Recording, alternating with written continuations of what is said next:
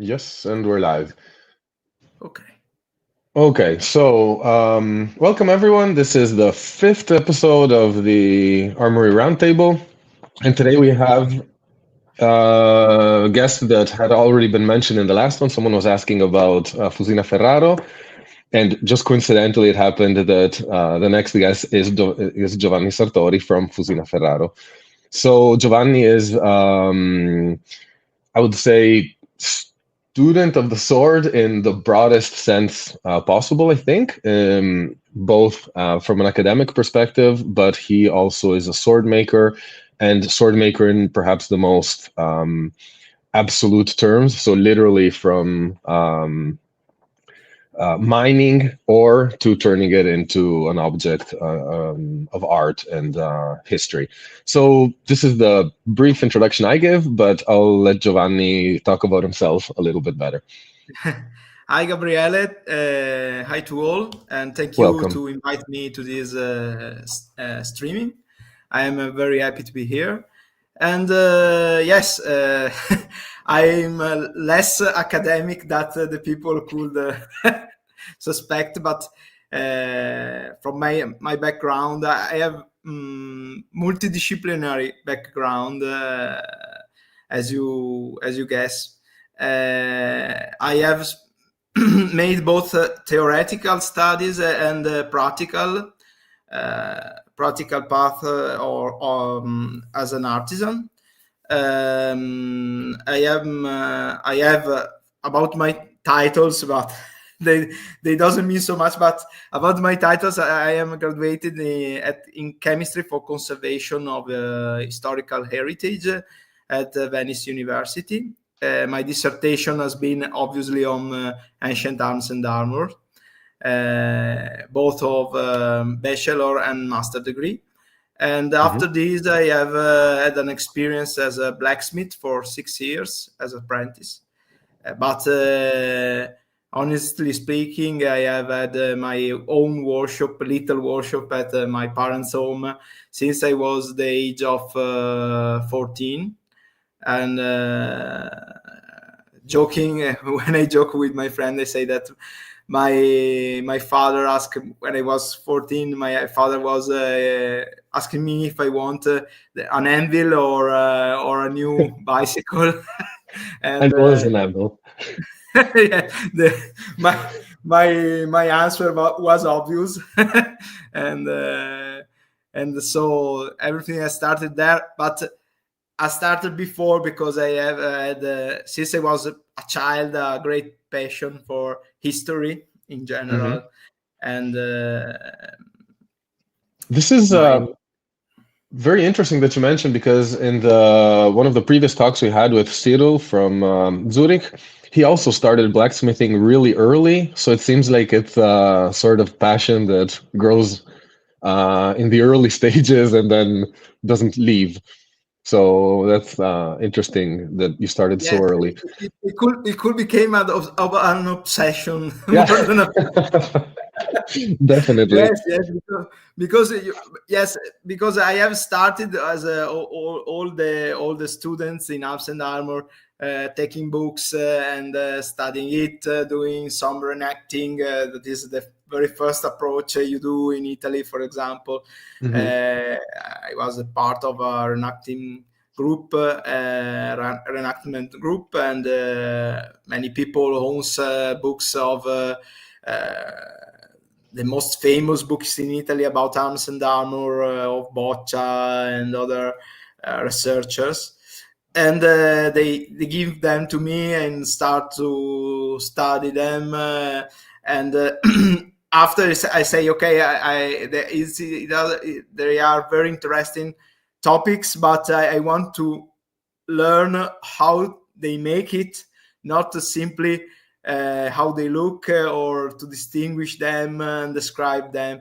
So this is my it has been my quest since I have started to do blacksmithing, not literally traditional blacksmithing of furniture and wrought iron, as people Hmm. could guess, but blacksmithing focused on traditional techniques of making arms and armor. So I think this probably explains why, like it's a mix of passion of history plus the desire for blacksmithing that led you to study conservation, let's say, rather than history or archaeology. Like chemistry for conservation was an interesting choice, I think. So how do you get into blacksmithing in terms of like traditional methods? Is it easy to to become an apprentice in this kind of, it feels like a very niche If you market. want to, if you want to learn, it's not do back to be an apprentice in blacksmithing in Italy today is very difficult because you have to find someone that wants to teach you. And in the first period, I must say that I have had many closed doors on my Mhm. front, speaking about the availability of the master, because in the early 2000 blacksmithing was still something of economical value in Italy. Also today, but today is artisanal part of the artisan sector in Italy that is in crisis. So Mhm. it has been a little bit easier to find someone that wants to an apprentice and could teach me. But in the first period, I have been I have practiced auto learning and studied. I have started to go around YouTube and see the videos and talk with the people that have passion both on arms and armor from outside of Italy and blacksmithing. And so I have learned mainly by errors, by mistakes, and first things I have made obviously was very ugly, but this is the path you choose, and it's a natural part of it. Yeah. And if the people struggle, if because everything is not perfect by the beginning, probably they have chosen the wrong work to do, the wrong Yes, way. and this issue of like perfection of the product has been coming up a lot with all the sword makers I've talked to so far. Like it's obvious when you do the handmade product, it's always yeah, there's a lot of yeah, we're used to computerized and machined tools and stuff, so it can be hard to transition to a understanding of the historical product. Before we dive into the details of making a historical sword literally from scratch, you, I think, are downplaying a bit your your experience because in the end, you have created objects for a number of different museums. So you've worked with the Klingen Museum in Solingen and a number of other places. So maybe do you want to tell us a few of your biggest projects or the ones you're Yes. um, I have started this kind of project in some serious sort of of it. But the first customers I have had as a hobbyist, they have been the reenactors. Obviously, I mhm. have came from this world in the beginning, so I have had friends from the beginning that ask me, make me this dagger, this sword, or this piece of armor. But I've started to do serious work probably in 2015, Mhm. 2016. I don't remember well, for the Torneo in Armatura event. That is a famous reenacting event, a very precise reconstruction by Fama Leonis company in Forlì, Mhm. Emilia Romagna. And they asked me for the prize, for the first prize for this tourney.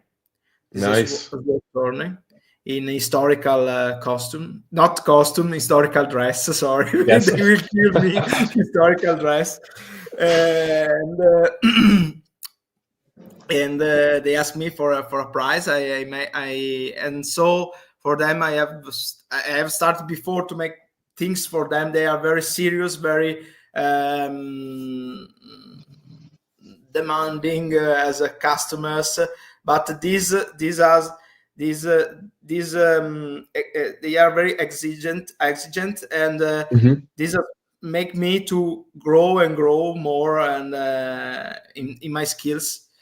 I remember the first work I do for them. It has been two bills, Italian bills, all made with forge welding, not modern welding. So I remember that I have worked on them for 2 years before to understand how to make by forge welding the socket of the socket of the of the after weapons, and after they asked me for this Warhammer, the Dragon Warhammer, with is a hammer, one hand Warhammer, inspired by the Correr one. It's a 14th century Warhammer, but we have redesigned it in a 15th century design and made completely in steel, forged with the traditional techniques, and I have made it for them. This has been the first important project for me. And after this, I have made another prize for them, barbuta, Italian barbuta. Nice. One piece, forged in one piece, and with a dragon, in bronze dragon that decorated. And about swords, the first very important work I have made has been probably for the event HEMA Minsk 2018. If I remember well, for the Gyretics Association, that is based in Brescia. They have organized with for the Olympics Games in Minsk an exhibition about swordsmithing, swordmaking, swordmanship, and fencing, obviously. And with the historical objects, original swords from the Gothic collection, and books. And they have asked me to make a reproduction of a perfect reproduction replica of a storta that Gotti owns in his collection. Italian storta, beginning of the 17th century storta. This has been the very, very first serious project for a museum I have made. And, very cool. And I imagine it's not a big market, right? So I think once the voice, like once the rumor goes out that you're making super cool reproductions, then people get in touch. Yes, yes. Because when I go with this project, I go more and more hardcore version. So, for example, for the Minsk one, I have used both old wrought iron and modern steel, carbon steel, but it was not enough for me. I say, when I finish, I say to Roberto Gotti, no, the next one will be from the ore, or I will finish to make swords. And this has been my dream since I started to be able to make my steel from ore with traditional techniques from Europe, and not with all the respect from with Japanese techniques, because I am a little out of team. I am in touch with Japanese friends and people that lives and works in Japanese on the Japanese swords team, and we are making together a brainstorming every day, and we are discovering that the differences in making steel between Europe and Japan are very few. Very few. There are many techniques and way to make steel and to work it that are truly similar, because if you the solution to the problem are always the same. So if you have a similar problem, you will find a similar solution. And speaking for me is amazing, this, because I feel more and more we are so far geographically, but so close. Speaking about ironworking technology.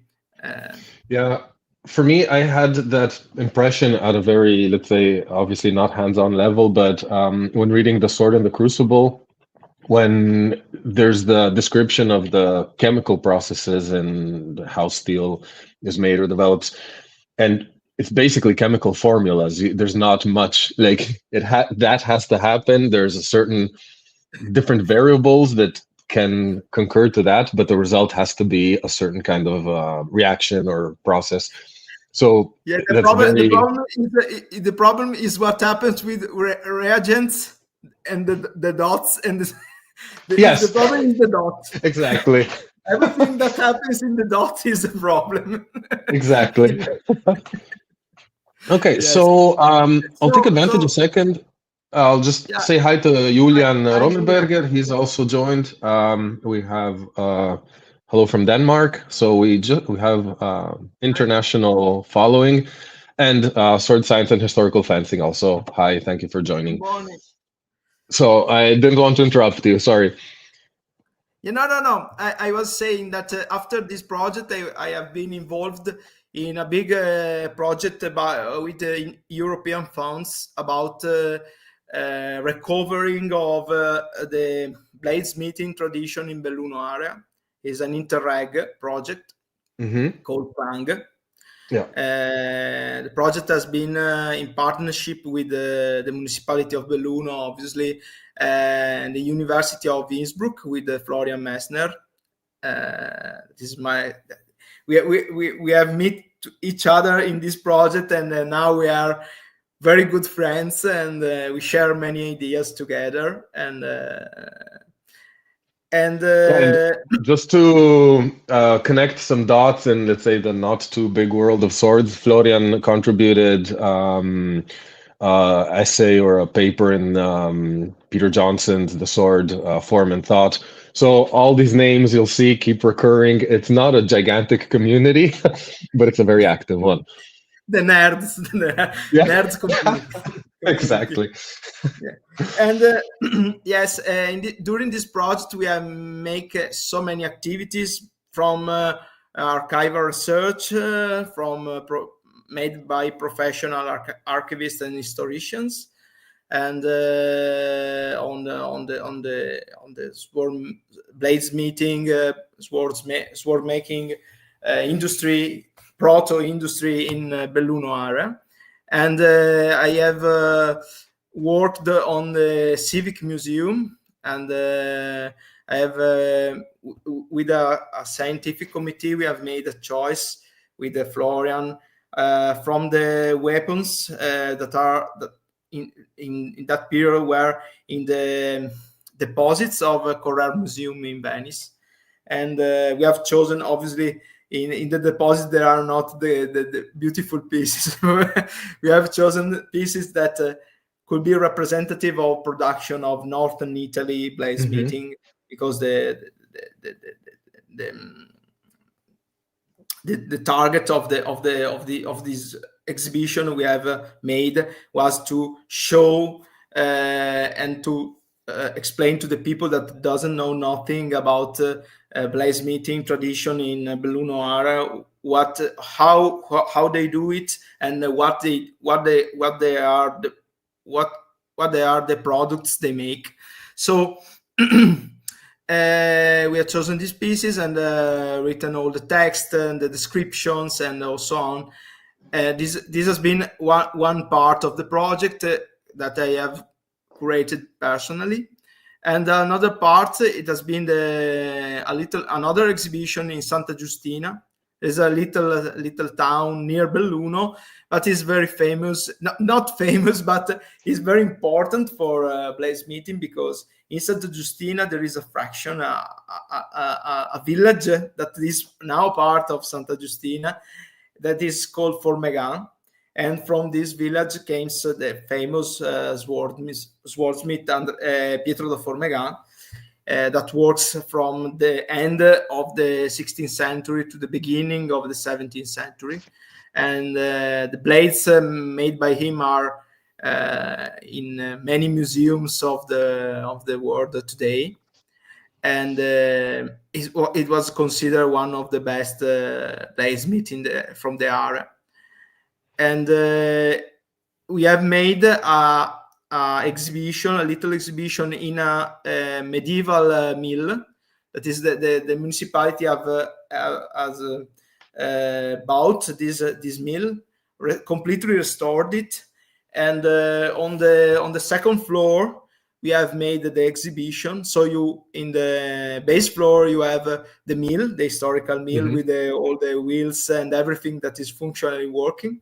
And on the first floor, not second floor, you have the exhibition that shows how a sword could have been made in the beginning of 17th century in Belluno area, from the ore, for the raw materials, wood, ore, to the finished sword.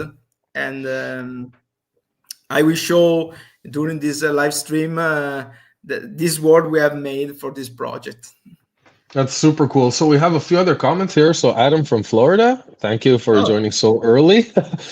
And then we have Gunson History, who he had asked about you in the last one. So he's super excited for this one. He's at work, but we'll watch it after. And any questions anyone has, drop them in the comments and we'll be sure to address them. Yes. So feel free to, as usual. And one interesting thing, though, or maybe one lucky coincidence for you, was that with your passion, you were born pretty close to Belluno, which put you right close to one of the most important centers of sword production for, let's say, late Middle Ages and early modern era, I would say. So do you think that, like, was it a coincidence, or do you think you were influenced already by knowing that there had been like this cultural weight? I have been lucky enough from this point of view, because in the little town where I was born, I have lived as in childhood, is Braganze, and in this town there is one of the last surviving fully functional water-driven workshop in Veneto area, that is Maglio Tamiello. So since I was a child, during the school, the teacher brings us to see this workshop with a lot of power, with the ground in the floor, and the big hammer, water-driven hammer, the grinding wheel, the forges, and all the tools still in the original tools in position, because the owner was the last blacksmith was the father of the owner, and now are the sons of the last the owner that I know, that was not a blacksmith. He only preserve what his father gives to him. Okay, but he was a super welcoming person, very kind with me, and I have made so many events inside when I grow up, and it has magic. Is a sort of magic place for me. There are I believe that some places call you during your life, and for me, speaking for me, I have had three main places that have called me in my life. That one of these, obviously, this near my home, but the second one, obviously, it has been Belluno, and the third that I believe to be part of the community still today is Bienno in Val Camonica, near Brescia, where I have really learned from old masters how to drive and work with the hammer-driven water-driven hammer, power hammer. That is not it's a simple tool, a simple machinery. If you see it, there are not screws, or everything is fixed with wood and iron and stone, but it's very complex if you don't know where to put your hands to make it working. So yes, the environment for me has been very, very important to keep my interest alive, keep my my spark and my flame inside, the flame inside me alive.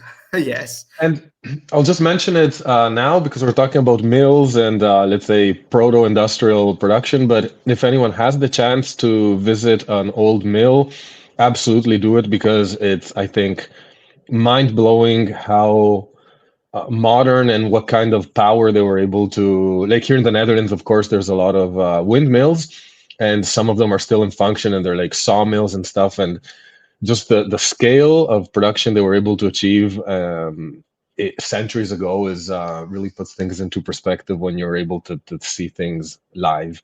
So I absolutely understand your wonder. So before we maybe dive into the details of the project, I know you have a presentation and everything, but there's a lot of talk. Often people know of Belluno or Northern Italy as a center for weapons production. But what would be the most important names, if you had to say like some famous names that people maybe recognize but don't know are from the area? If you had to give a quick crash course into why Northern Italy is important for weapons. For weapons, about sorry, about towns or about makers. Bladesmiths, towns, yeah, like Okay. who's from where. And The first important name that all the people will know is Andrea Ferrara. We can know lie about it.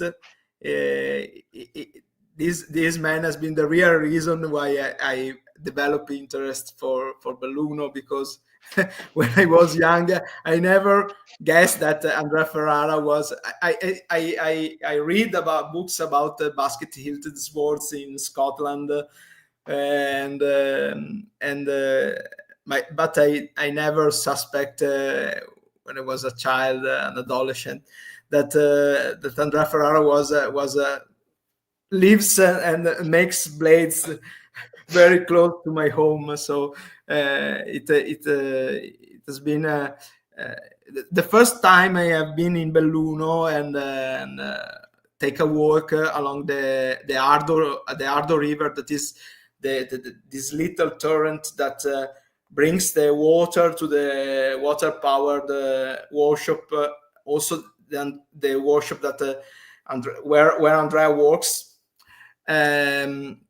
It has been a great emotion for me, because nice. I imagine these bladesmiths that makes thousands of blades for England in the 17th century, and put them on the rafts in the Piave River, and the rafters brings them to Venice, and the merchants take and put in a ship, and the ship goes to England with a load of Bellunese blades.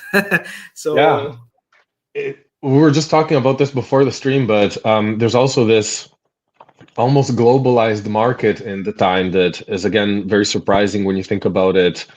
From a stereotypical view, let's say, of the Middle Ages, they were way more connected than we often think they were. And I have a question, actually, since you may be one of the best to give an opinion, but there's a lot of talk about how many of the Ferrara blades may not be authentic or original. What would you think is, do you have any like estimation of how many of the ones we find on the market or in museums may be original versus counterfeits? yes, during the Clan project, we have Florian have made a database of all the Belluno or supposed Bellunese or Bellunese area made swords in the museums and collection that obviously are accessible.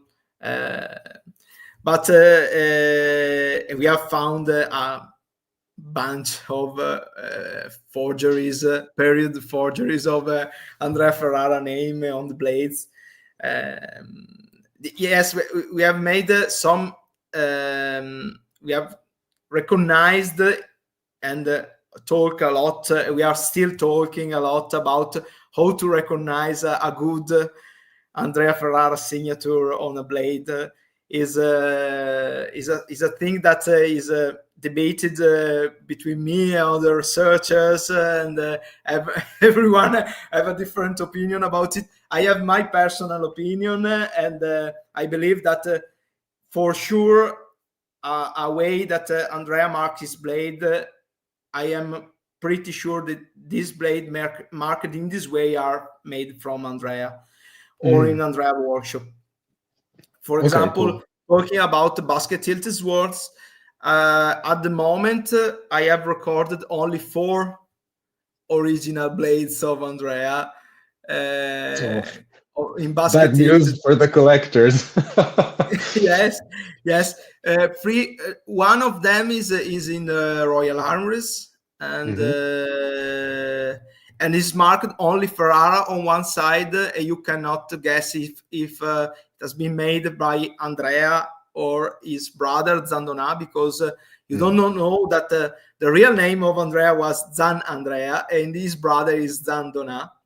When they take the big order that probably people doesn't know, they are very famous in Belluno, between Belluno researchers, because one of the first documents about them that proves that they are Bellunese blade makers has been found. We are in the, if I remember correctly, in the end of the 19th century, beginning of the 20th century. It was a religious researcher. I don't remember well the name, the story, but the first document ever found talks about an order registered at a notary, because probably they don't believe that people could be able to order such an amount of blades from them, and an order of 72,000 blades from from 2 merchants, 2 English merchants that goes in Belluno and talks with Andrea Ferrara and his brother, and they makes these agreements for the furniture of for 10 years or blades of a total of 72,000 blades for the English market. It's interesting because the merchant says that in the document is written, merchant says, as Ferrara families has made before. So it probably has not been the first order they place. Probably they was habitual customers, or we don't know. We have not been able to recognize the people that came. They have their name was John Brown. So it's like to say in Italy, Mario Rossi. Yeah. There's a paper, right, talking about this. I think I read about some of these because I recognize the name, ironically. But anyway, all the things we're talking about, we're going to link in the description. So for any of you watching, don't worry if the documentation will be available, whatever we can. But Andrea and his brother, they are very famous because of this document. They have become, because this document have both given the scale of the production they are able to do, and the real location of Andrea. Because if you read to Scottish publication made by I forget the writer of the novel of Robin Hood. I don't remember the name of the author. Sorry, is Scottish. The most famous Scottish writer. I visited his home when I was in Scotland. Is sorry, I am taking a look. No worries.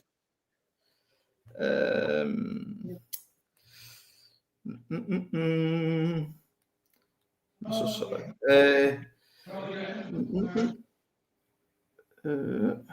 Walter Scott, Sir Walter Scott. Sorry. Yes. Yes, Sir, you must know that Sir Walter Scott was literally obsession all his life to find who is Andrea Ferrara. Because, okay, that's interesting. Sadly, he has never came across about the documents of the order of from the because he died before the find of the documents. But he guessed all his life that Andrea Ferrara was a Scottish bladesmith, was based in Scotland. One of the theories, yes. Yes, the wrong theory, sorry, but the wrong one. But in Scotland, if you go in Scotland, the people is still convinced about it. Not the expert, obviously, but if you talk about basket hilted swords to the normal people that knows about Highlanders and the Battle of Culloden and so on, they still believe that Andrea Ferrara could be a Scottish bladesmith. They don't know that it was a Bolognese blade maker. I guess when you had like 75,000 blades in the course of 10 years, it's understandable that you would think, oh, well, it must be from our area because there's just so many. And because this was supposed to be a quick introduction, but we're already over half an hour But one last question before maybe we move into the presentation and you tell us a little bit about your process. The forgeries of the Ferrara blades, are they of the time mostly, or are they later forgeries? No, many of them, not of probably there are some. I will be more than happy to find period forgeries made when Andrea was alive, but Andrea dies in 1612.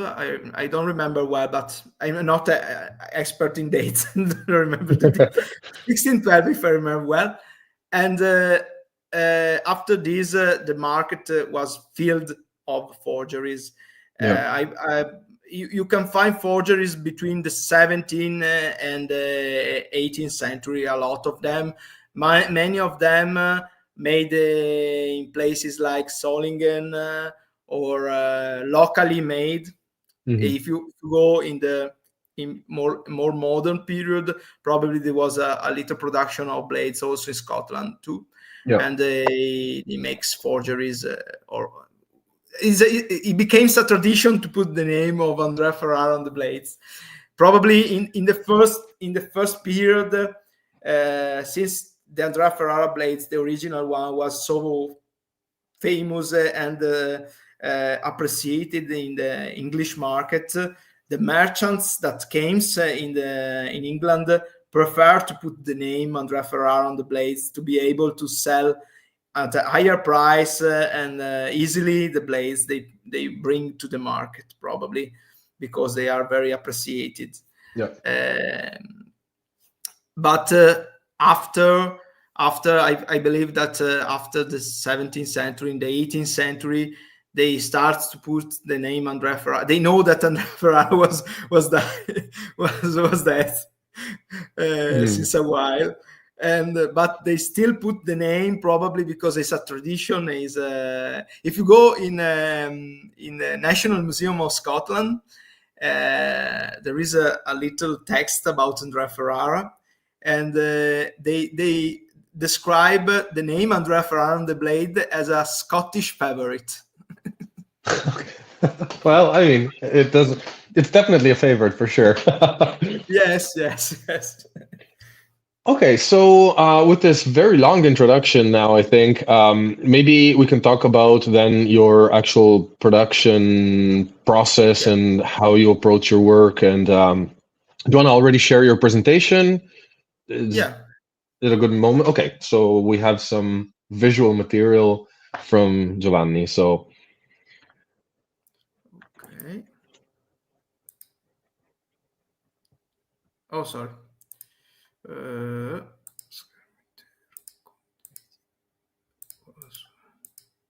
Okay. You can see it. Yes. And there we go. Okay. Oh, sorry.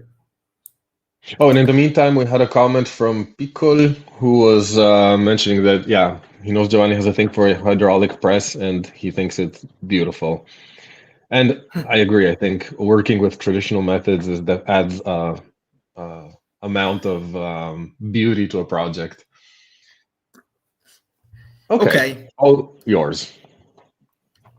Yes, this is a presentation we have made for the Solingen knife exhibition in 2024, and I think that is perfect, and I have not changed anything to, because it has been made to introduce our work for the upcoming, that was the upcoming project of Solingen exhibition. So the director of the museum, Sixth, asked us to make this introduction, to ask what to tell what we do, and to explain what we do. So this presentation is about how works in our point of view. I forgot to mention Luca Munaretto, that is my colleague that works with me. Luca is focused on archival and historic research, so is the part that of Fusina Feraro that works on the archive, and obviously we share together ideas and so on. And so this presentation is about all the whole work we do together, and I have done also before the arrival of Luke. In general, as I write here, our approach based on the research. What means research? Just a second before I wanted to interrupt you. That picture before that is your forge. No, it's not my forge. Is the forge where I have worked for a year in Vienna, Valca Monica. And that's the size of the hammer. Yes, it's a water-driven power hammer. There is a wheel. Yes, it's a huge one. It's the head weighs 200 kilos. Yes, it's a big one. Nice. Okay, sorry, I didn't want to interrupt you. No problem at all. And the approach of the work I use, and together with Luca we do, is to start from the sources. What means sources? If you wants to do a work as a blacksmith, or for example, talking about what we will explain in this presentation, the production of the steel. You have not a living master like in Japan that could teach you or explain you how to do the steel in the proper way, in the traditional way of a European. We are more. I am more focused on the Alpine area, so I am studying and researching on the tradition of the steel production in the Alpine area. But there are no living masters. The last forges that make steel in traditional way, in talking about the Alpine area of Italy, the traditional way, are stopped to work in the middle of 19th century. So you have no one that could teach you directly the things. So what you must do? You must do research on the documents, and research from scientific point of view. So not only archive documents, treatises about metallurgy, like talking about the most famous Georgia Agricola or Vannoccio Biringuccio. There are most famous treatises written by them in the 16th century that talks about steel making. But you must do a lot of experimental research, so archaeological experimentation, we call it experimental archaeology, and also a scientific approach, I said before, with for example, study of previous publication on archaeological surveys on ancient iron making sites, or ancient furnaces that has been excavated by archaeologists, or also archaeometallurgy research on arms and armor. For example, you are talking a moment ago about the Sword and the Crucible of Alan Williams. And Alan Williams has been, I could consider Alan one of my first teachers about archaeometallurgy, because when I was making my bachelor degree dissertation, I have written to him to asking him how to interpret and do metallurgical surveys on arms and armor, and he has been very, very kind with me and explains to me how to do it properly and what to look at, and it has been a revisor of my dissertation too. And so these kind of studies are very important, also for the practical part that is after all of this. So you first to study the archival documents, publications, iconographic sources. You will see in this presentation some paintings of the 16th and 17th century that shows sites of production of iron and steel, and analysis of artifacts, industrial archaeology. I mentioned the old water-powered workshop. Study how they are made, how they works is an integral part of our research. So is a multidisciplinary approach. You cannot only do one thing and pretend to understand how the method work. Yeah, makes a lot of sense, and it's actually what I'm hearing from a lot of people. It's essentially you need to understand the whole of you kind of immerse yourself as much as you can in the time through any document you have available. Yes. So we have already talked about this. I will try to be more fast, but when we are talking about our work, my work, about reconstruction of historical artifacts, in particular arms and armor, and more in particular in this period, the swords of the 16th and 17th century, you must first understand how works the proto-industrial system in northern Italy in this period, in early modern period, because at the moment I have made 3 projects: the Minsk one, the Santa Giustina, and now the Solingen one, that are focused on 16th, 17th century production of swords. So I like to explain you briefly how works, because if you don't understand the economical and social logic behind the production of a sword, it will be difficult to interpret, in my opinion, also an original piece. Because the early modern system of making weapons is basically son of a medieval system. So the medieval system, what means? Medieval system means that the work behind a complete sword is a work of many different workshops that make a different stage of making the sword of a different part of the sword. Talking about Belluno, for example, we are talking about the bladesmith. So in Belluno area, we have found with the project Interact, we have the Clan project, that Belluno sword makers. They are not really sword makers, but they are blade makers, bladesmith. They make the blades for the sword, not the complete swords. Mm-hmm. So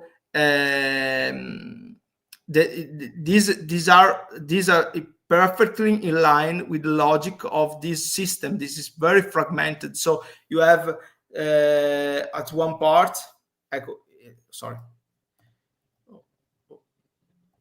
Sorry. Okay.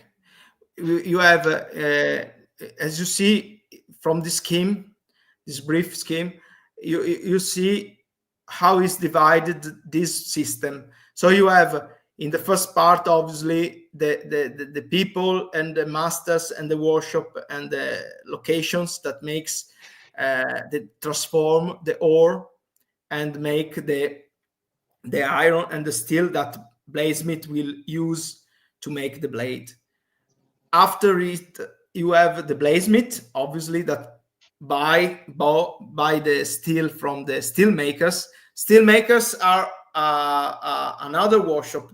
Andrea Ferrara doesn't make his own steel, doesn't fold his own steel. He bought the already pre-folded bars. We don't know if they make some more folds on the steel to make it more suitable for the blades, or they use the steel bought as it is.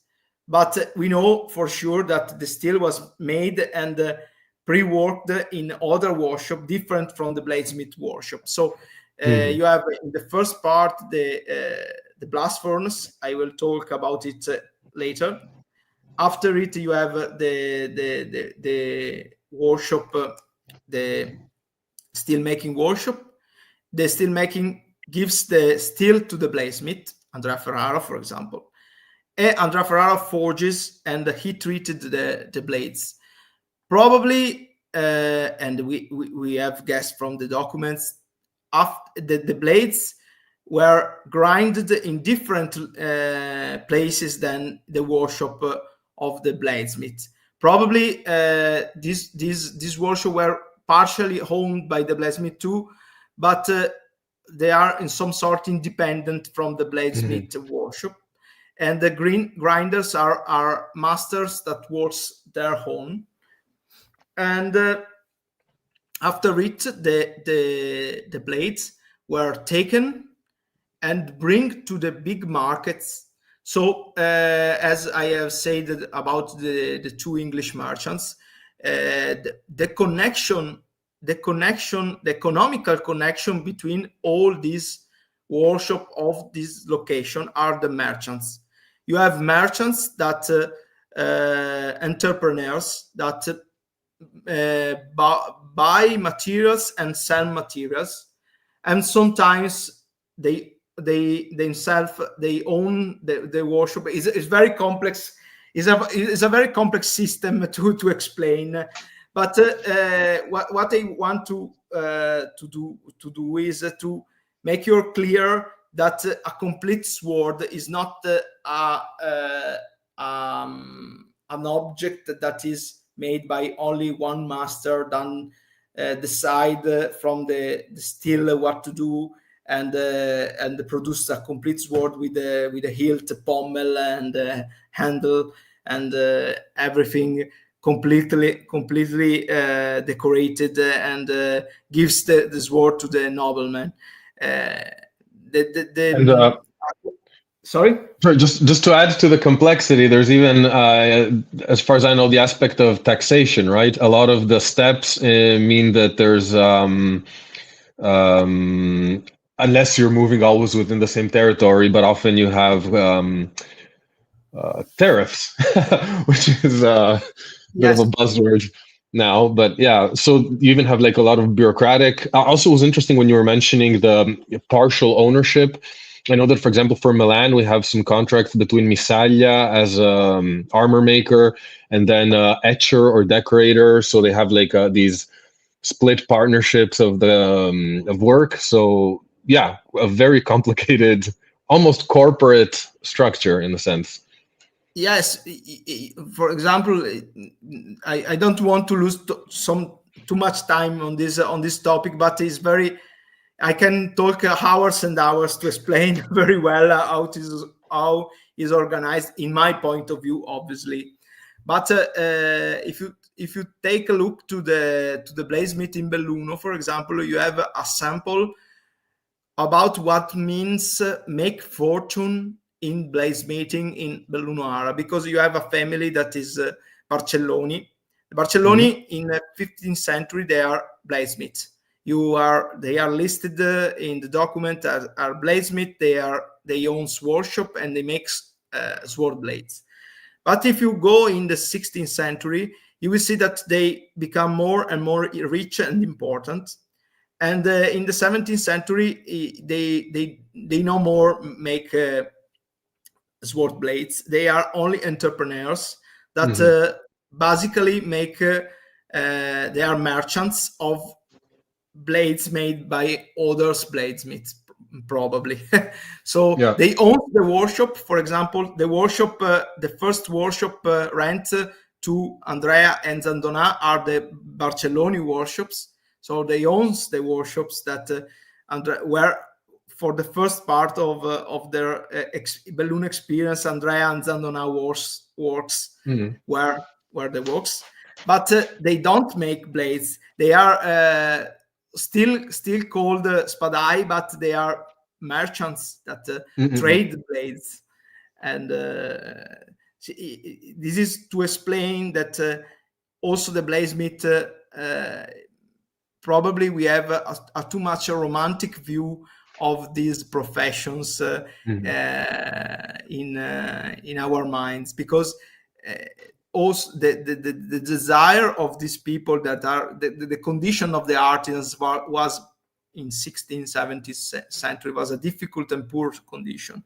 They don't make so much money. Only very few became rich by their business in bladesmithing, and their desire was to scale the social pyramid and go and became noblemen or bourgeois or merchants and stop to make blades, probably because proto-capitalist. Yes. Is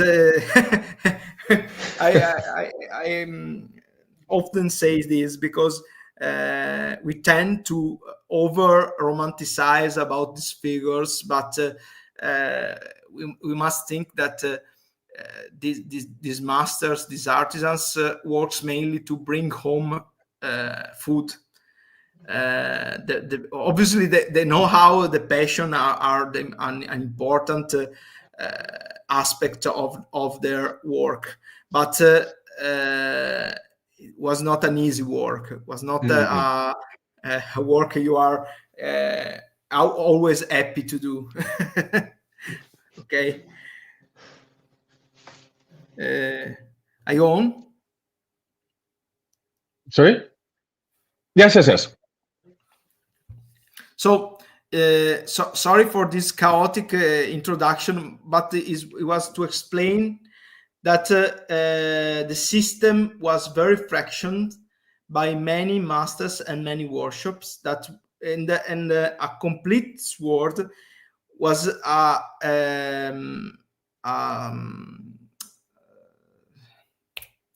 not solution, but the result of the work of many people. And in geographical terms, it probably also followed downriver flow, right? From the mountains to Venice harbor is a kind of a. Was each step downriver, let's say, from the previous ones, or do you know of more? No, river was a sort of the highway of the period. Yeah. They transport goods down the river more easily than from the roads. And but for example, the swords were completed in the cities.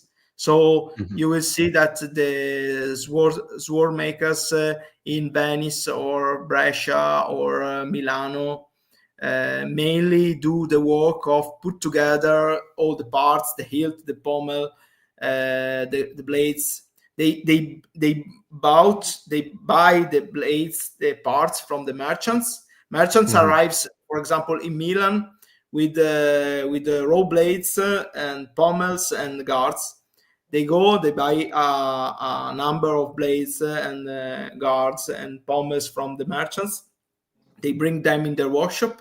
They finish them probably if the final customer asks for more shiny blade, they will polish it more on the bench by hand, or they asked for decoration on the guard or decoration of the pommel. They will make firework and decoration probably about talking about the uh, gold and silver decoration. They will ask to jewelers to make Mhm. it, and so the parts, the various parts made probably in mountain areas or in a workshop outside the cities go to the city by the merchants, and the sword maker put them together to complete the sword and to finish the sword upon the request of the customer.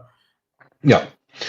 We have a question, but let me know if it's already. I think it'll probably be addressed in the rest, but I'll just let you know right away. So, yeah, if you can explain about the initial grounding on the wheel and how the blade is resharpened afterwards, and if a secondary bevel was used. So just keep in mind when you're maybe talking about the specifics Okay. of the sword making, we have this question. So thank you, Adam. Uh, we are now we have had a little, sorry for to have been a little bit chaotic in my explanation. If we have some time, we I will retake this scheme and explain you more in deeply. Now we are focusing on the project of the for Santa Giustina, because I forgot to mention that when we have decided to make the exhibition in Santa Giustina, we have chosen obviously a sword as a model, an original sword to make the exhibition, that for sure was made in Formegan. So we have been lucky, very lucky, because in 2017, I don't remember, a scuba diver uh, found in Apulia, in the sea of Apulia, in the coast of Mattinata, a sword blade, a very long rapier sword blade. And luckily this sword blade was marked in the Ricasso Formicano. That was the name the bladesmith of Formegan puts on the sometimes puts on the blades they make. Mhm. So this blade was given to Cultural Heritage Office in Apulia, in Foggia, and the office of Foggia contact us because they know that we are doing the project on Belluno areas as sword makers, and they propose us to collaborate, and we make an expertise for them about this blade, and now the blade is exposed in the Belluno City Museum as part of an exhibition of sword makers. And obviously, to make the Santa Giustina exhibition, we have chosen this blade because not only was for sure made in Formicano, in Formegan, but also was very peculiar because you must know that this blade is including the tang is 1 meter point 45 centimeters, 1.45 meters. That So is long. yes, 145 centimeters. Yes. I'm not sure how Uh, much that is in inches, but it's a lot. Sorry. I'm not sure how much it is in inches, but it's for In whoever's. inches, we can convert it instantly if you have the Actually, I can for the probably American yes. people, for the American friends. Sorry, I'm converting. Ok.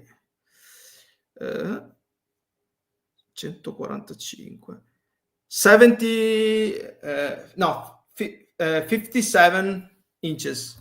That's 57 that's a 57 long blade. Yes. Do you know if 57. this sword was in the sea because of shipwreck? Like, was it near a shipwreck or something, or was it just Uh, randomly? we have had a long talk with the scuba diver who found it, because he's a interest in archaeology. Is a very kind person, and he says us that in the sea that was not only the sword, there are only other relics, and probably Hmm. yes, it was a load of a ship, was a part Okay. of a load of a ship, Yeah. because the strange thing about this blade is that uh,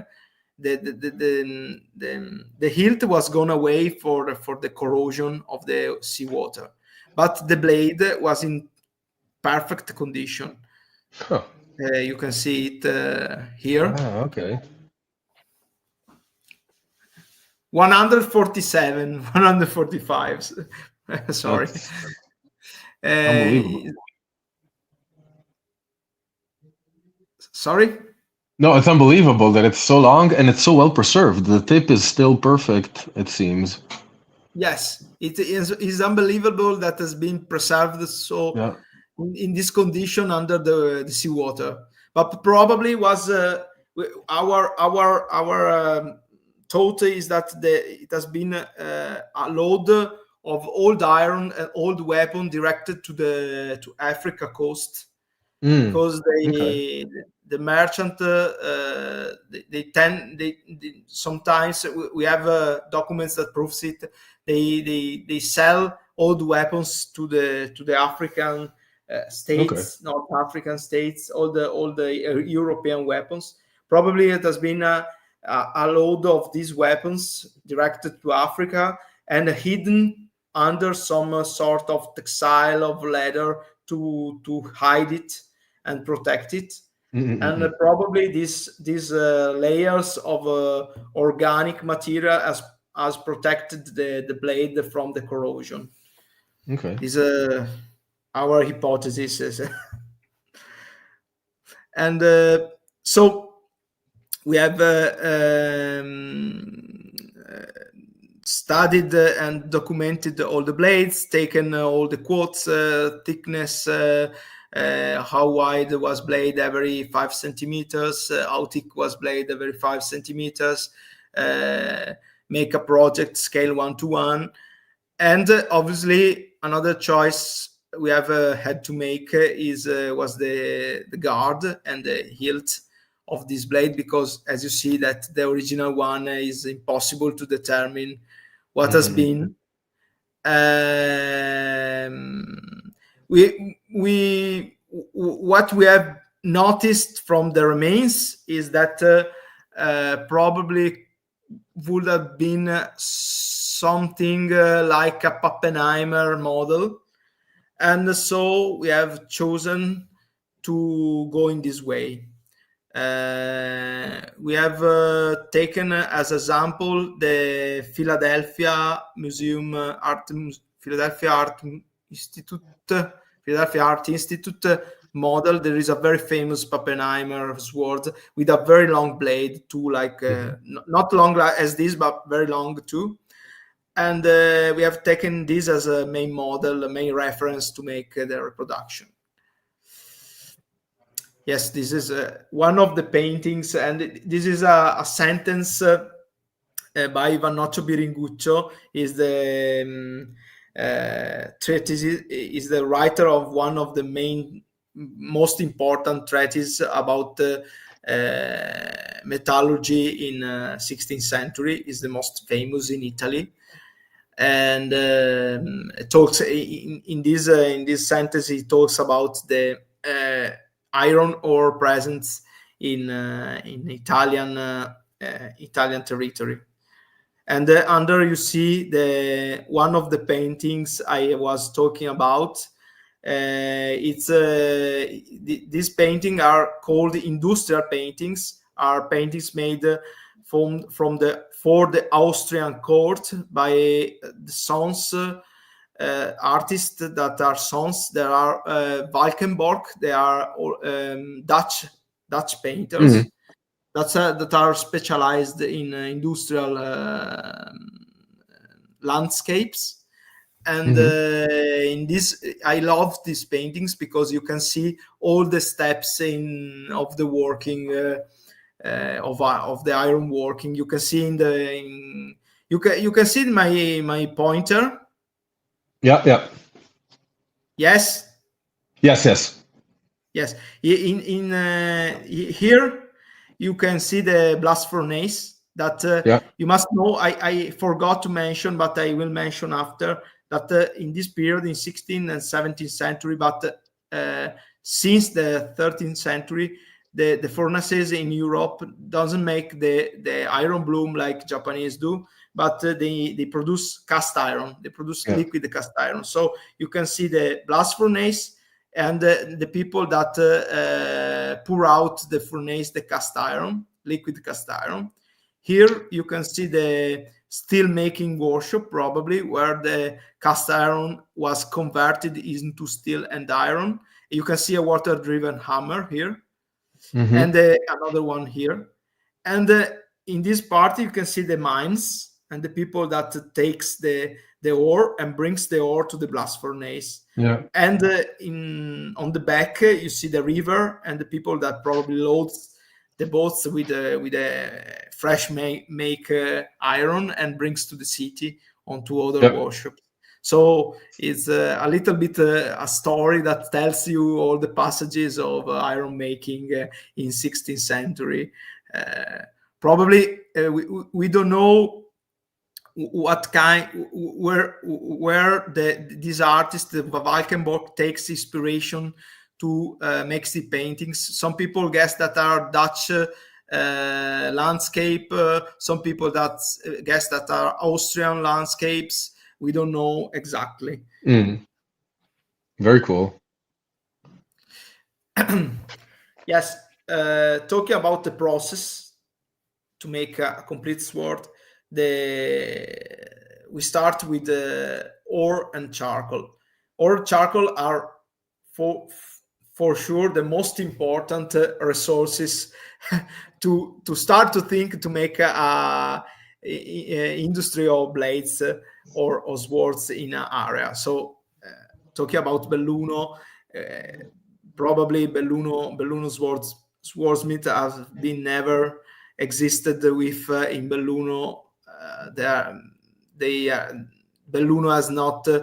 There are not present iron mines and big forest to produce wood, to produce charcoal. Yes, because you must know that we have for the Santa Giustina project. Obviously, I forgot to say this. We have followed all the steps, all the passages. We have studied from the documents I said before, and we have tried to recreate the entire process from the ore to the finished sword. So we have first thing to do is to find the ore and to find and to produce the charcoal that is since the Industrial Revolution. When the Industrial Revolution starts in Italy in 19th century, the blacksmith still uses charcoal to run their forges. The Italian blacksmiths in the Italian areas stops to use charcoal in the beginning of the 20th century, probably. Not probably, but from the studies we have made, this is the truth. And so the charcoal, the coal made from wood, has been the only fuel used until the 20th century in Italy. So the first thing to do is to find to make charcoal from the right wood, because not all wood are good to make to transform the ore into steel, and to find the ore and to start to work the ore. The ore we use is the typical ore you can find in the alpine area. That is siderite, is iron carbonate, and the mines we have from which we have taken the ore are the historical mines documented from making the steel from the swords. So, for example, from the Santa Giustina sword, we have used ore from the Belluno mine, the Fursil mine, that has been the most documented ancient mine in Belluno area, and the most famous for making the mythological steel for the Bellunese swords. So we have collected an amount with the permission of the town of Santa Giustina, that actually owns the mines, an amount of iron ore from the ancient mines, and we have started to process it. And the first step to process the ore is to roast it. So roasting means that you cook the ore with wood, and this low temperature cooking of the ore allow you to delete the humidity, the water inside the ore, and to transform, for example, the iron carbonate in iron oxides that are easier to smelt. Yes, there are a lot of explain. Sorry, because it is a long talk. No, it's super interesting. I think.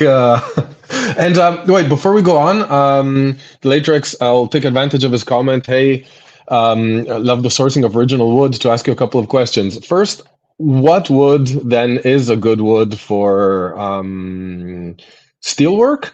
Like, what are the characteristics of a good wood? Yes. And then I have another question.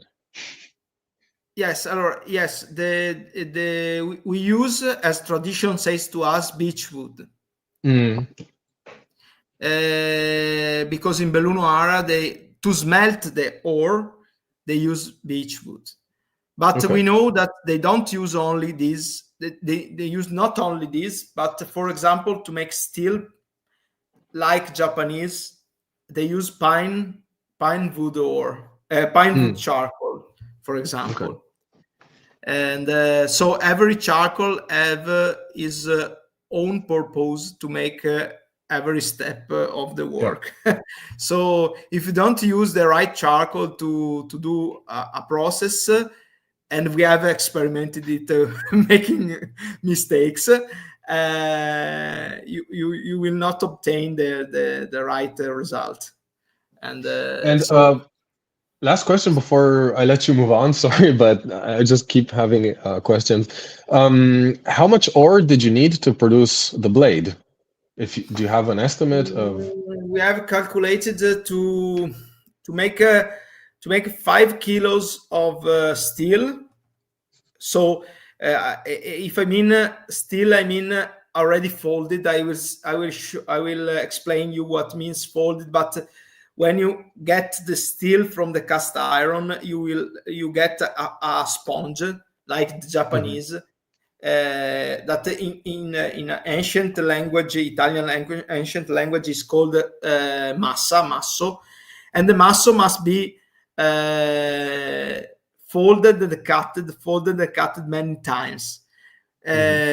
More you do this process, more you do this repeat this process, more the steel will be refined, and the mechanical properties will be better. But this means you you lose a lot of material also in this process. So we have calculated from starting from the ore to the finished bar to make a 5 kilo bar of steel suitable for swords. You have to use 100 kilos of ore to get 5 kilos of steel. That's impressive.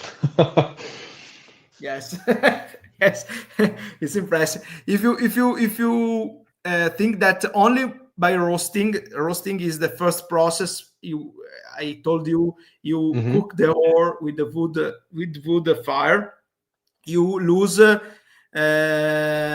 average of 30% of the weight of the ore only by roasting. Crazy. And and yes, and so after roasting, the ore is also washed. That means that could mean nonsense if I have said to you that the roasting helps also to delete water, but delete water, the water inside the ore that is chemically bonded with the iron. So there are two different types of water. So you wash the roasted ore to delete elements that could be harmless for the final product, like sulfur and phosphor. We are lucky because, for example, ores in the alpine area are almost free for phosphor, so the steel you can get is very high quality. And this is one of the reasons they use it to make swords, for example. Makes sense. After this, when you have washed the ore, and like the master says in the document, seasoned it, so they let the ore to be washed by the rain 1 year or more, and they season it. By seasoning it, they say they season it. They really don't season it. They only wash away the harmful elements. But when the ore is seasoned, you can put it on the furnace. As I said before, after the 13th century in Europe, the development of the indirect reduction has been almost complete. So you have not more the bloomery furnace. That means a furnace, the furnace you can see on the African documentaries, or some people that makes experimental archaeology in iron making uses.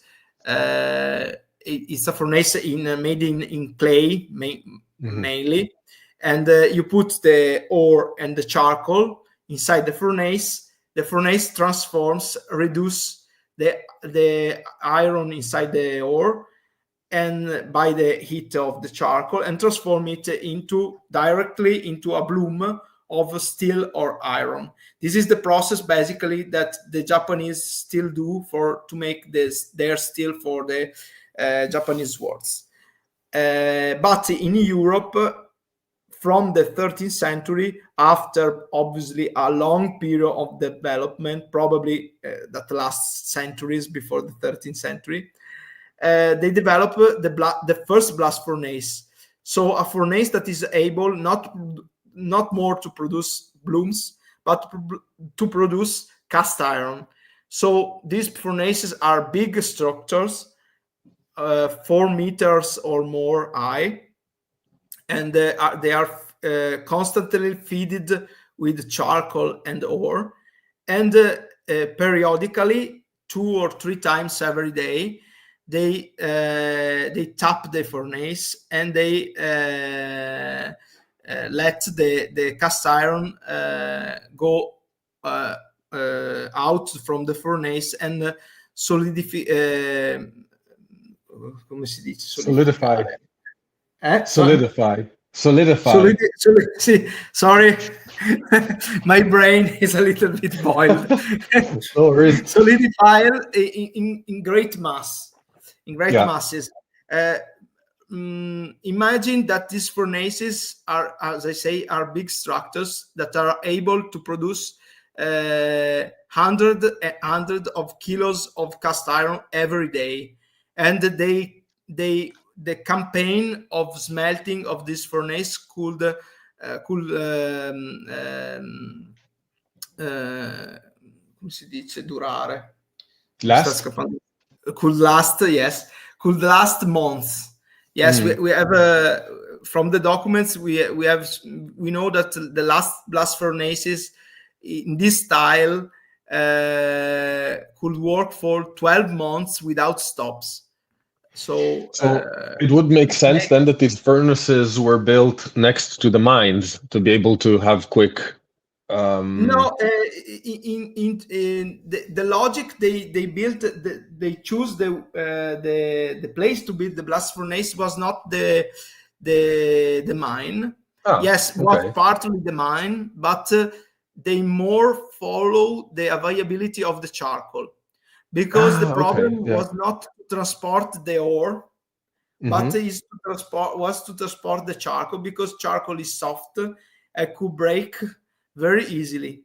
And what we have seen from the documents is that they have big when they finish the woods around the furnace, they have big problems to bring the charcoal, because when you have the charcoal breaks in tiny pieces in powder, something that looks powder, this could create great problems during smelting, because the charcoal powder doesn't burn, and if you put it in the furnace, you can block the process, and you can, the furnace probably the temperature drops, and you must stop the furnace, and it was a disaster if it happens in the time. So they are more concerned about the charcoal than the ore. Interesting. To be close to the charcoal than the ore. Yeah. And so these furnaces works in a continuous cycle, and the campaign could last months and produce tons and tons of cast iron. This is the little blast furnace we have built, and we have built it with natural materials like clay and natural stones, and we are obviously able to run it for 2 days, not more, and produce a little amount of cast iron, but it has been sufficient to make a blade. Nice. The second passage, and this is why it's called indirect way to make steel and not direct way, is to convert cast iron into steel. What this means? It means that you remelt the cast iron, and by many strategies, there are many traditions, many ways to do it. We have studied them and make a lot of experimentation to find the best one. And you decarburize, you make lower the content of carbon inside the alloy. So you transform the cast iron into iron or steel. The problem is to be able to determine to make steel or iron, because yes, to make iron is a jargon term. In technical term, you have only high carbon steel and low carbon steel. Obviously, low carbon steel is not suitable to make a blade, because the carbon is too low to harden the blade and to give the blade the mechanical properties required to it. You need a medium high carbon steel to make a good blade, but to make a high medium carbon steel from the cast iron with the traditional method, I can assure you, is a pain. It's very difficult, and you really to mastering it. And me and Luca, we have made not hundreds of tries and mistakes, but many to be able to find the right way to make a steel. And the funny way is that if you read to the old treatises and old documents, you have the perception, if you don't know the work, that the writer, like Vannoccio Biringuccio, the scientist, writes and describes some techniques because he has asked to the master how to do it, and the master have not say to him the real truth, everything he must knows about this.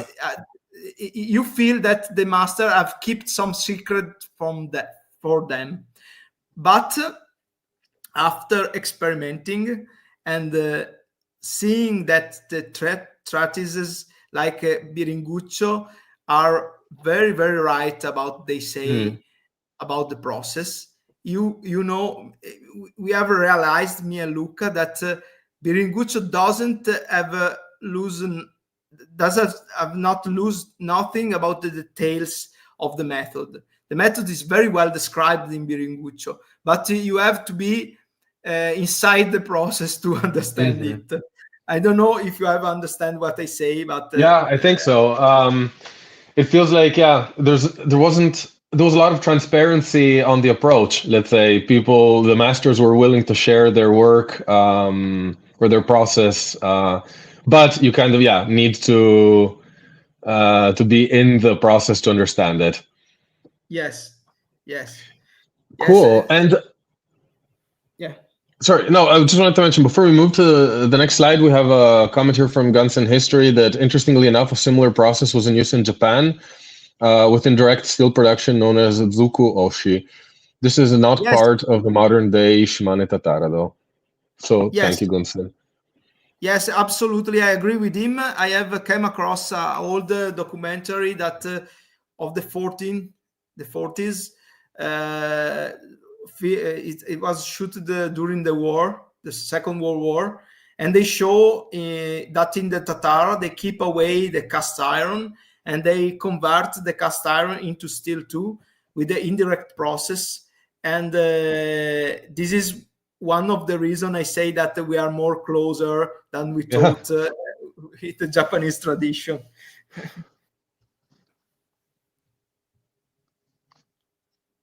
Okay, so we can move to the next. Okay, this is some pics about the conversion of the cast iron into steel. This is an open heart fire. It's called fuoco grosso when you remelt the cast iron and make the carbon content lower and refine it into iron or steel. These are the process I told you before about folding and cutting. That is almost the same that Japanese do. And when you get the bloom, the massa, you can see it in the bucket. You can you start to compress it and then to draw out, cut, fold, draw out, cut, fold, and you repeat the process since you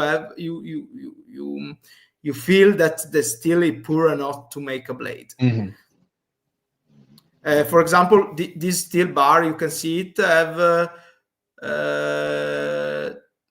27,000 layers given by the various folding. Yeah, so that's maybe where the artistry of the blacksmith comes in play, like the feel of when the steel is good enough to be used. That's where you really get to be an artist. Yes, exactly. And yes, I will be a little bit faster here, but this chapter is to explain that since the process to make steel is complex, and this process of folding and welding makes you to lose a lot of material. The steel in medieval age and modern age was a very expensive material. So, like in Japanese word again, you have strategies to save some steel. So you will see if you cut a ancient sword, you can see this is a section of a rapier, a 16th century rapier found in the Piave River.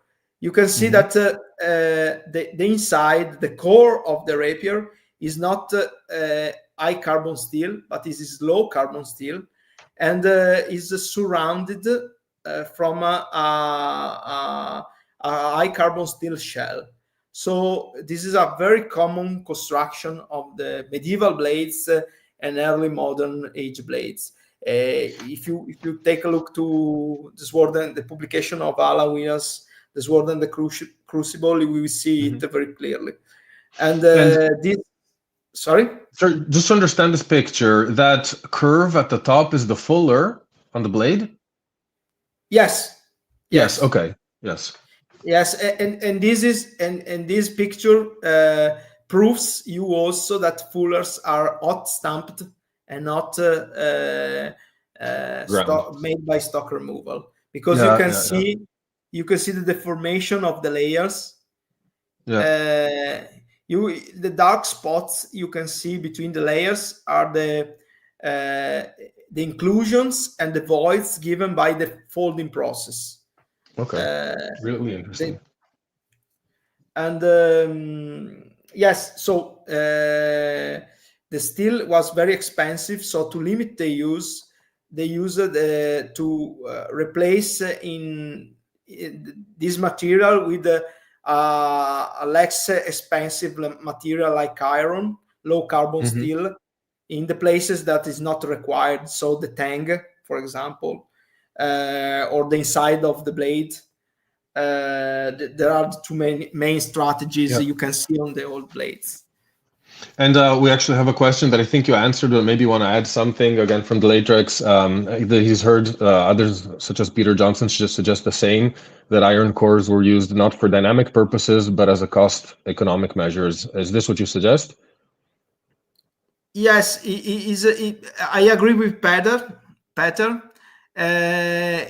Probably the reasons is in the middle of both, because probably also giving a little knowing since now I know more the mechanical properties of ancient steel, because I have made some blades with it and tested it and see how it works when you put it under stress.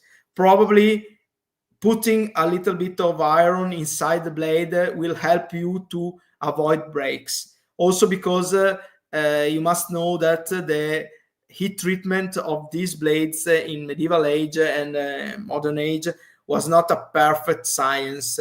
If you think that a workshop in Belluno was able to produce every day 14 blades, average 14 blades, so you can imagine that the heat treating process was a sequential process made probably from a very specialized worker inside the workshop.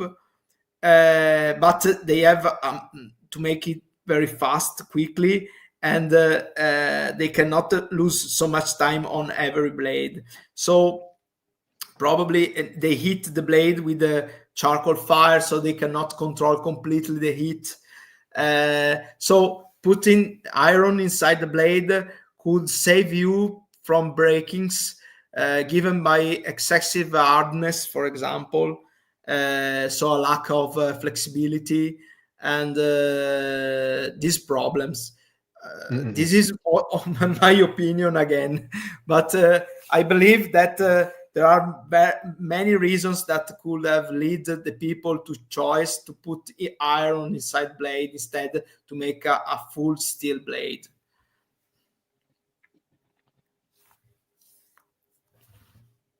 Okay. Okay, Yes. Gabriele? Yeah, we can move forward, I think. Okay, sorry. Thank you. Okay, so you can see here some stages of the making of the reproduction of Formegano blade. You can see I obviously I have hidden the blade in the last steps with the gas forge to save some material from scaling, because it's precious material, and as I say, to obtain a little amount you must work a lot. So I have used gas forge too, I must admit this. And you can see that I have during the process I have checked the measures of the sword on the real scale project, as I do every time. And on the right side, you can see the various stages of the process. So you have the massa, the bloom, the folding stages of the bloom, and the various parts, various stages of the making of the blade. For example, this blade has not an iron core, because we have noticed that in 17th century they tend to make a full steel blade and to make in iron only the tongue part, the ricasso and the tongue part. So we have made the same. You can see it. I cannot. Okay, and I have not a close-up image of this, but the iron is clapped on one of the ends of the steel bar and forge welded, and from this portion you get the tang and the ricasso. After it, we have made the hilt, the fittings, and this has been another challenge, because it's a very specialistic work, and put together the parts of a complex hilt like a 16th century hilt is not an easy work, because you have to master literally master the forge welding process, and work with the forge like a modern gas torch to weld, because you have to have a very focused heat on only the part you have to forge weld, without burning out the other parts, because all the parts of the guard are very tiny, so they can be overheated very easily, and break or consumed by the fire. So to make the guard, it has means months and months of tries and mistakes and errors again. And you can see here some stages of the making of the guard, to join all the parts together by forge welding, punching the hole for the tang, and bending the parts and forge weld them again together to joint all the parts. And in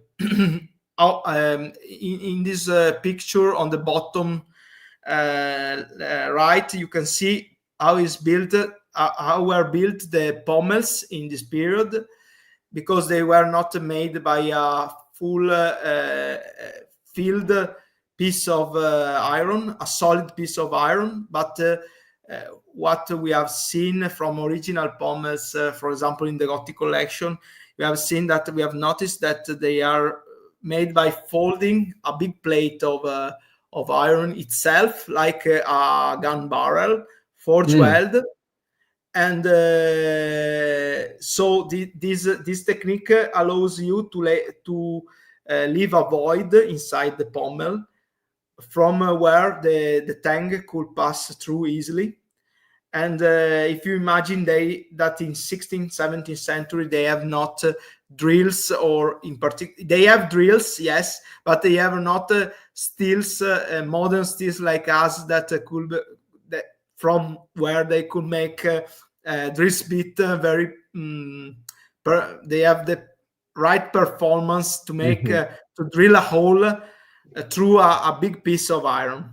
This was the main problem, in my opinion.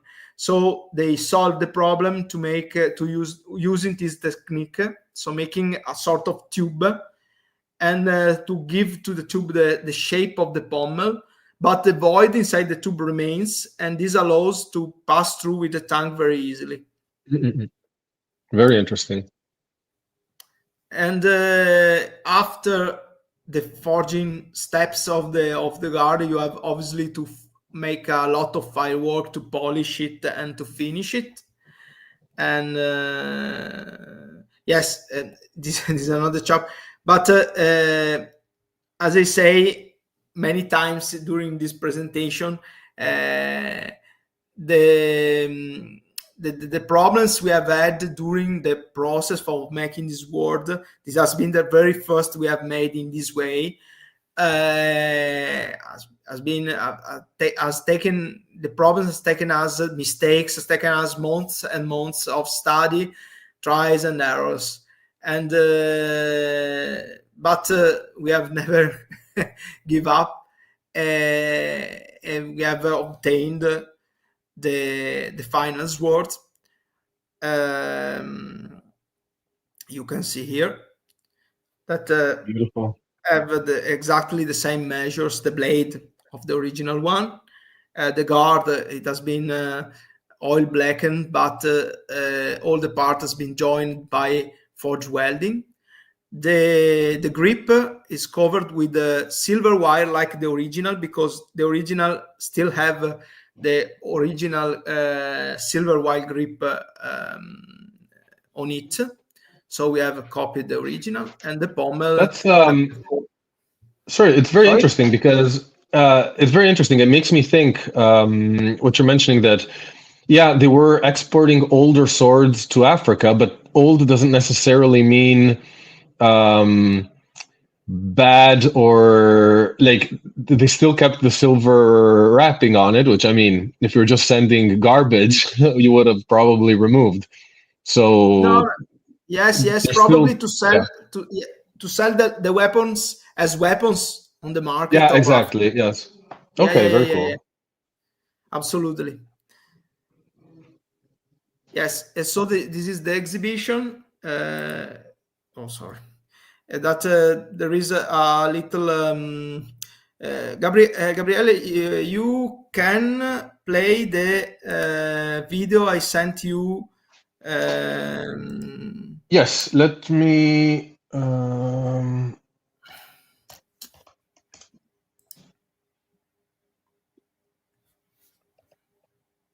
for sure, if I'm quick enough to. Yes, 2 hours. Yes. Oh, in the meantime, while I find the video, maybe we also have another comment by Gunson History here, that it would be great to see a comparison performance. If you want to answer, Gunson, if you have any insights on that. Yes, I have answered, because I'm actually with the chemistry department of the University of Venice. We are focusing on this topic. So the steel you have seen, the steel we have used to make the Solingen sword, and the Solingen exhibition is actually in has been, it will be analyzed and studied and given to a laboratory that makes stress tests on the modern steels, and we will treat it as we have treated for the blade of the Solingen Museum, and put it under stress tests and see how it works, and if and we will be able to make comparisons with modern steels and how they works. Because if you work with ancient steel made in ancient way, you will see that is something very, very different from modern steels. from the way you work it to the way you file it and heat treat it, and also the mechanical properties are very different. In fact, it's very difficult for me believe that a modern sword a medieval sword made in modern steel could have same properties, same mechanical come si dice comportamento, che non mi ricordo mai. Behavior.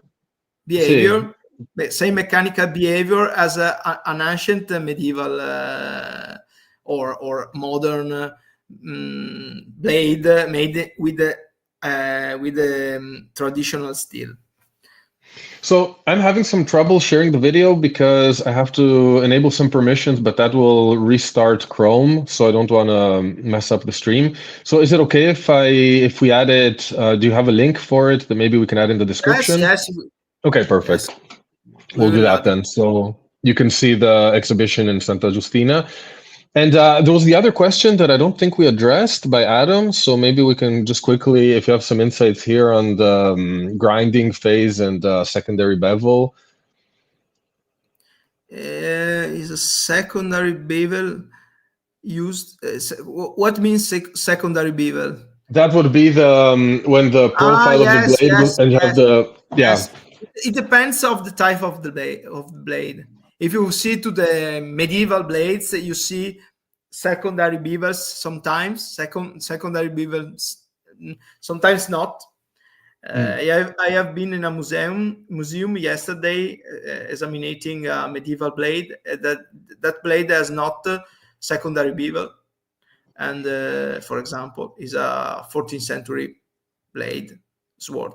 And the traditional grinding process would have been on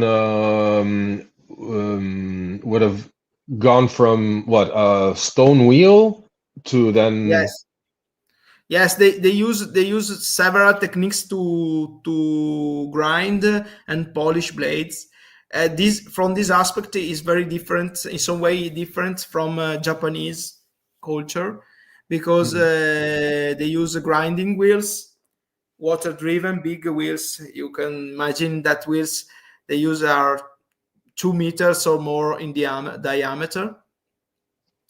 With these wheels, they do the first grinding stage on the blades, and they polish. They have special wheels in the same stone to polish inside the grooves, the fullers, and after this they use the ruote da brunitura, so polishing wheels.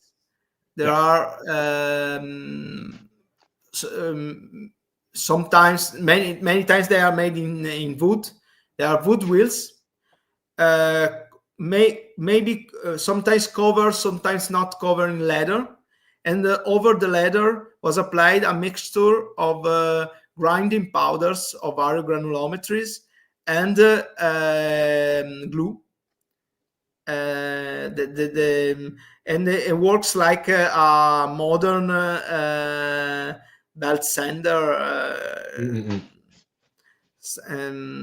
like sandpaper, and they use it. They have in the workshop, for example, in Belluno, we have an inventory of a workshop that polish and grind swords. Is the brother of Pietro da Formegan that dies, and they make an inventory of his properties. He's a owner of the workshop of grinding. And I think, if I remember correctly, there are 30 wheels to polish listed in the workshop. So there are several of these wheels, wooden wheels, with different forms and different grain size of the abrasive to go over the polish and give different finiture to the blades.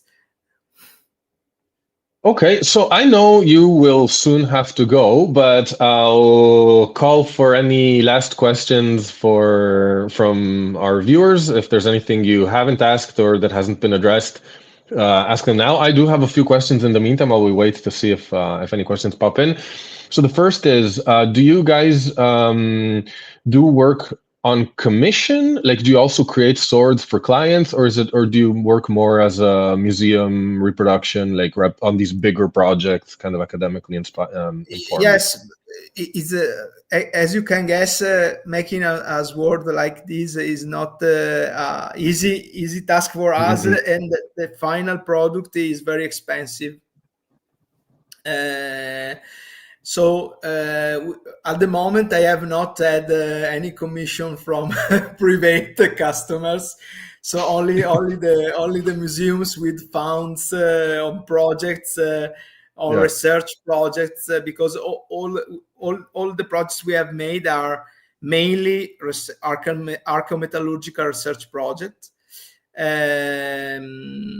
So we have been called by the museums for this reason, because they have funds to pay the work, and so we can live about it, because I don't do, speaking for myself, I don't do this as a hobby, but is my main work. Is my main work. So I do this as a full-time job. So it's a business also for me. And do you make swords though with maybe more modern processes for clients, or do you have a refusal for the modern way? No, I have not a refusal, but my blades, I have made blades for HEMA and for Fencer, for Enactus, and I can say that I am one of the only in.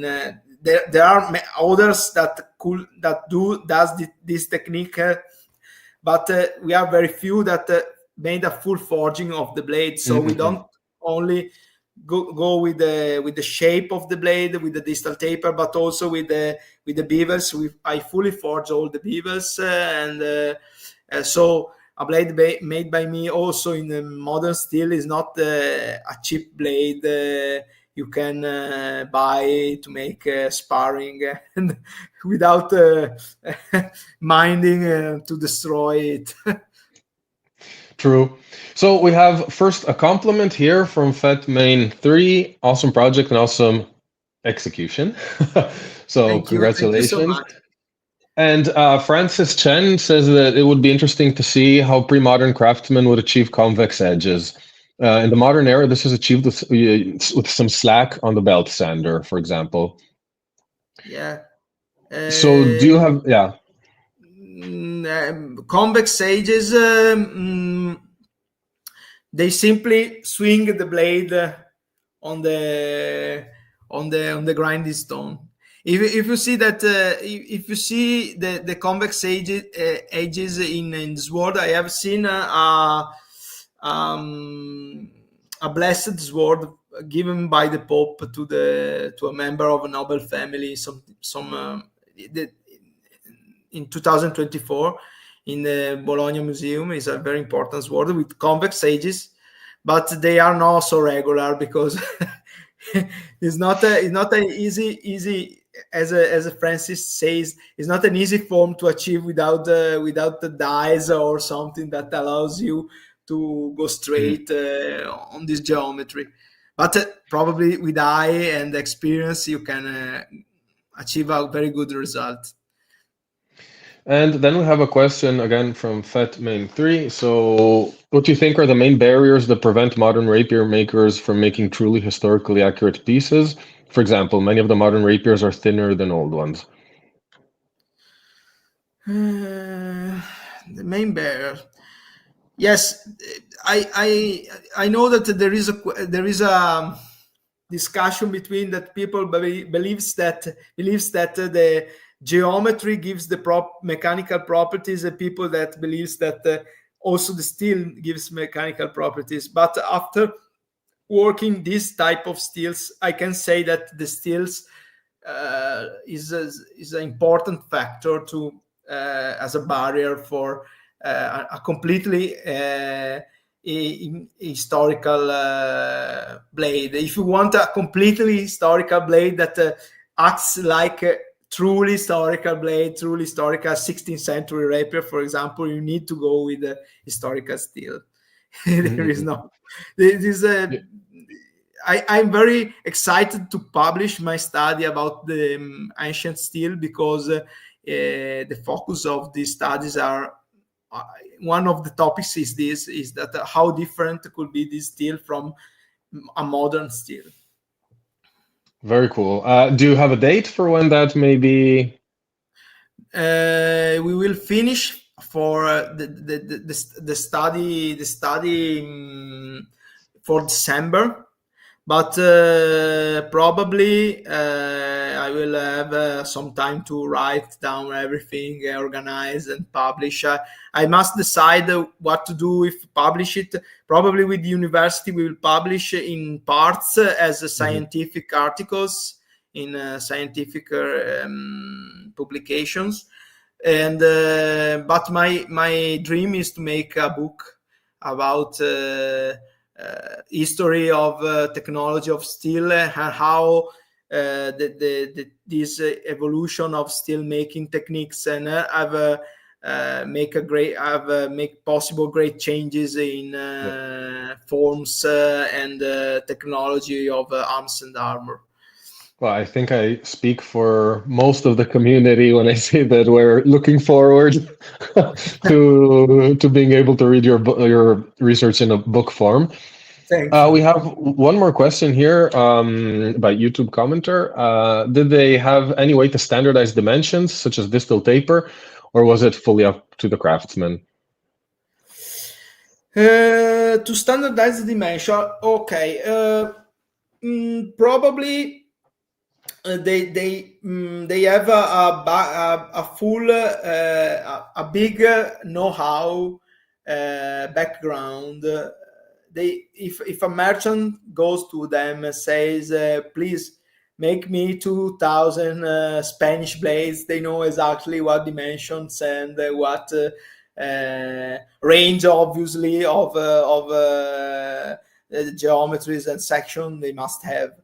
uh, the only information, technical information we have about dimension or weights are some documents from Grom archive, that there are some orders where merchants specify how long they must be the blades, for example. Hmm. Or there is interesting documents about Pietro da Formegan. He makes a is very special documents, because he works as a consultant for the bishop of Bressanone, because Hmm. the bishop owns the mines of Fursil, owns the castle with the furnace, the castle of Andras with the blast furnace under the castle. And they want also to make a workshop to make sword blades too.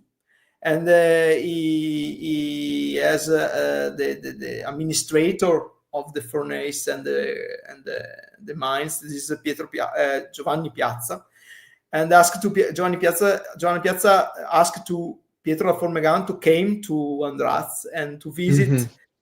the places, and to plan to build a brand new sword bladesmithing workshop.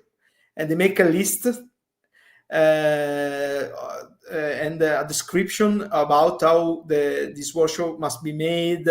And Pietro also make a list about the typologies of blade that could be made in this workshop in the fashion of the period. For example, he talks about if I remember, Flemish blades or Spanish blades, and gives weights of the steel needed for make every type of blade. So we have the starting weight of the steel needed for make a blade, for example. But about the standardization of dimension, I have no proofs. That probably they do by eye and by experience. That would make sense. We have one more question here by Fatmain again. Do you have to do any cold peening on the old style steel, as they used to do in Toledo, for example, to achieve higher hardness and relatively low carbon steel?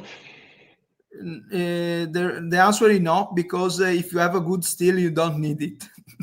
Oh, So this is shots fired. yes, sorry, but I have to say this. because if we are talking about an average carbon content in the steel I have made, I have an analysis from a laboratory today from a friend that will make a cooking knife from with my steel, and they have found it has an average carbon content of 0.7% of carbon. And I think that I have made another piece of steel of 0.88, and the average content of worked steel is between 0.67 to 0.9. You start from the bloom starts like Japanese tamagane around 1.2, 1.3. And working it, you lose a little bit of carbon, and you go to 0.7. That is the eutectic point, and is considered the best steel you can, not the best, but a very good steel to make blades. Cool. So, okay, I don't want to keep you too much longer. I just have maybe one question, which is for anyone who hasn't had enough of ancient steelwork and understanding processes, would you have any resources or suggestions for who wants to learn more about this, apart from, let's say, the books we already mentioned? Yes, if you want to go a little bit inside of this thing of traditional European steelmaking, I suggest you 3 publications made in between 70s and 80s by archaeometallurgists, serious researchers. Not me, not like me, but they are my philosophic masters. There are these 3 books I recommend to all the people that was with me. One is the Iron in the Alps, Il ferro nelle Alpi, is Acts of Convention. Another one is from the dal basso fuoco all'alto forno, from the bloomer furnace to the blast furnace. And the third one is la sidérurgie alpine in Italy, de l'École Française de Rome. These 3 books, in my opinion, are the best books to understand how dramatically was changed the way to make steel and iron in late medieval, early modern period in Alpine area, Italian area. But if you take a look in German area, it's the same. So it has been a great change for all Europe. Okay, thank you very much. I think we can, as the last comment here, we have Gunsen with immense appreciation for Giovanni's work. So I think it's well deserved, absolutely.